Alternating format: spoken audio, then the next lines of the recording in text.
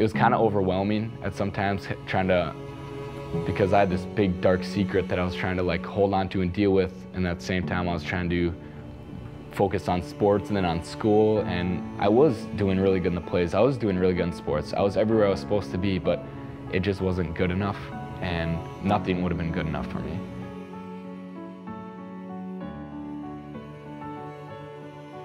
You know, someone like me doesn't suffer from depression.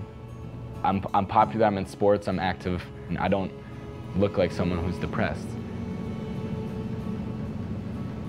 We are going to what I call the Roxbury, and a lot of kids call it Roxbury.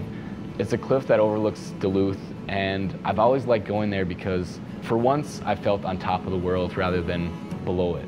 There's no one up there, and it's just a peaceful time for me to go up there. The moment I realized was when I was in my 10th grade health class, just in the room, and they had a sheet with all these depressed symptoms. And I was looking over it, and I was like, this is me. I have every single one of these. Hopelessness, suicidal thoughts, everything. I just thought that was normal. That was the way everyone else thought. So we went to my physician, my doctor or whatever, and then we went over the symptoms and we talked a little while, and then he recommended seeing a therapist and putting me on pills. But it wasn't working. It wasn't doing anything for me. So I got in trouble with the law, and actually in a lot of trouble with the law. And after that, that was just the worst time of my life, because I had failed everyone in every way I could have. And because I had quit sports because of it, I'd quit every activity, I'd quit, and I wanted to just quit on life. That was the point where I knew I just wanted to die. And yeah, so that was the worst time of my life. There's no other way to explain it.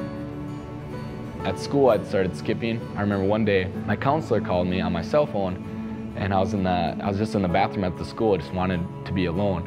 And he said, could you come to my office? And my dad was in there and everything, and we figured out a plan. We got me to another doctor, and that's where I started healing. What I learned is staying active is the biggest healer for me, I think, because if I'm always with people or doing things, then I'm not alone as much to self-criticize myself and feel that way. I mean, I was ashamed of being depressed. I was ashamed of who I was, and that's complete wrong mindset. I mean, we need to be happy for who we are and be able to say, hey, I'm depressed and I just need help, and not be ashamed of that. And that's all. I just hate having to think about people having to go through the same thing I did, because it's so painful and it's so dark.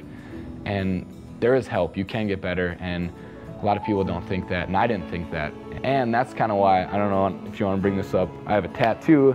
For now it's Per Sempre Ricordare, and it just means forever remember in Italian, to remember just what I went through, and just how close I was to death, and how I'll never let that happen again, and how I want to forever help other people get over that. So it's definitely been a lot easier. Yeah, I feel fantastic. I got my voice back. I got who I am back. I'm Dave, and I'm happy. I look in the mirror now, and I'm happy to see what I see.